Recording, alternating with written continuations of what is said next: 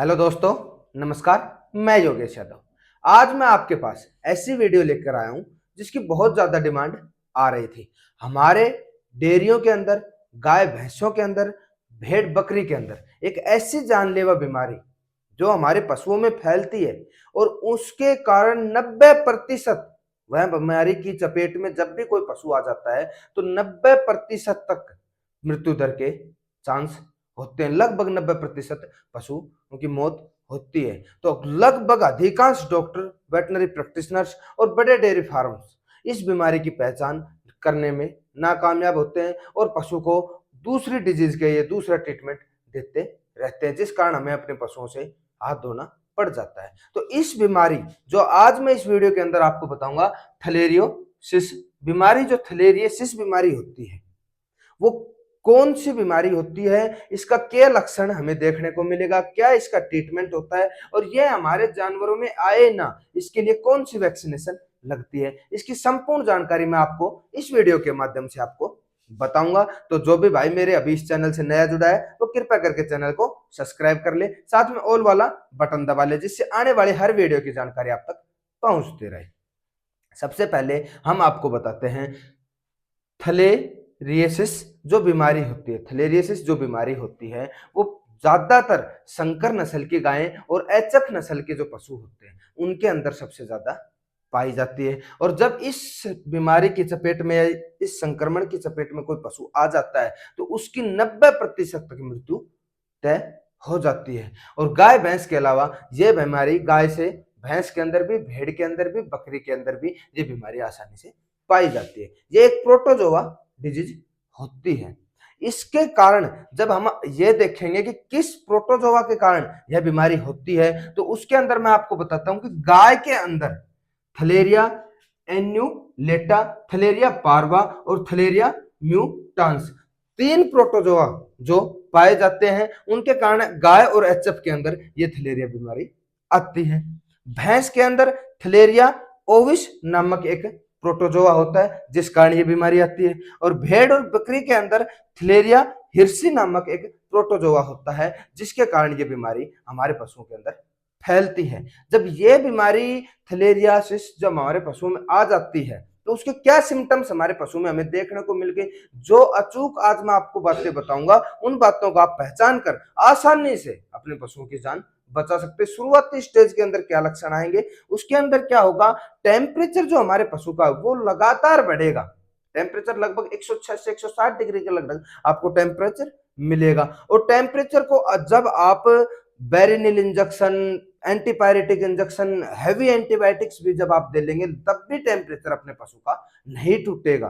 तो उसके अंदर आपको ये लक्षण दिखाई देंगे। एक तो टेम्परेचर लगातार बढ़ा हुआ मिलेगा, दूसरा पशु की नाड़ी और हृदय गति, सांस में श्वास गति जो हमारे पशु की श्वसन दर होती है वो भी तेज हो जाती है। पशु के आंख से और पशु के नाक से डिस्चार्ज, पानी जैसा डिस्चार्ज पशु डालेगा। जो पशु का गोबर होता है, जब लास्ट स्टार्टिंग में तो पशु पतला गोबर करने लग जाता है, लेकिन जब लास्ट स्टेज तक पशु पहुंचता है उस समय पर हमारे पशु के अंदर गोबर के अंदर भी ब्लडी डायरिया होने लग जाता है। और इसका मेन इंपोर्टेंट फैक्टर आता है कि पशु के लिम्फ नोड्स हैं वो हमारे पशु के बढ़ जाते हैं। लेकिन कई पशुओं के अंदर आपको टेम्परेचर भी बढ़ा हुआ नहीं मिलता है, लिम्फ नोड भी नहीं बढ़े हुए मिलते हैं, लेकिन थलेरियो बीमारी से वो पशु संक्रमित हो जाता है, जिसकी जांच हम प्रोटोजोआ टेस्ट कराकर आसानी से पता कर सकते हैं। लेकिन जब ये आप लगभग सिम्टम देखेंगे तो लगभग 90 से 95% पशुओं के अंदर आपको ये सिम्टम देखने को मिलेंगे। इसके कारण मृत्यु कैसे होती है, वो क्या होता है, जब भी थलेरिया जो नामक प्रोटोजोआ होता है वो हमारी आरबीसी, जो ब्लड के अंदर आरबीसी होती है, उनको खत्म करने का काम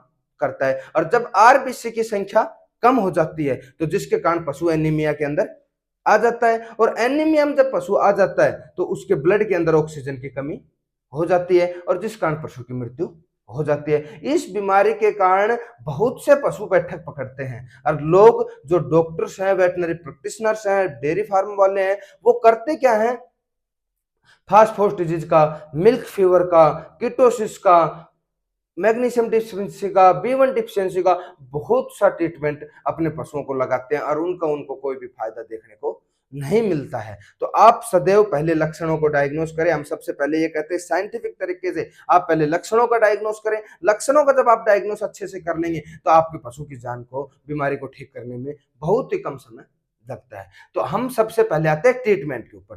तो ट्रीटमेंट के अंदर इसकी महत्वपूर्ण एंटी जो आप इसकी मुख्य ड्रग्स है वो होता है बुपेराक्योन इंजेक्शन।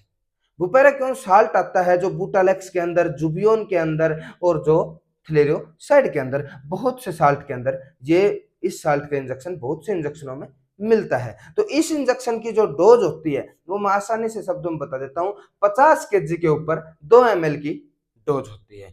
जिन पशुओं का हमारा 100 केजी बॉडी वेट है वह हम 4 ml लगाते हैं। जिन पशुओं का बॉडी वेट 5 क्विंटल है वह हम 20 ml लगाते हैं। इस इंजेक्शन को जब बड़े जानवरों में यूज आप करें तो आप 10 ml एक साइड और 10 ml नेक पे दूसरी साइड आप आसानी से यूज करें। इस इंजेक्शन का रूट IM रूट से आप यूज करें। साथ में आप एक एंटीपायरेटिक इंजेक्शन बुखार को तोड़ने के लिए जी आप निम्बुस्लाइड इंजेक्शन भी यूज कर सकते हैं, आप मैग्लूडाइन इंजेक्शन भी यूज कर सकते हैं, साथ में आप मैक्सटोल इंजेक्शन भी यूज कर सकते हैं।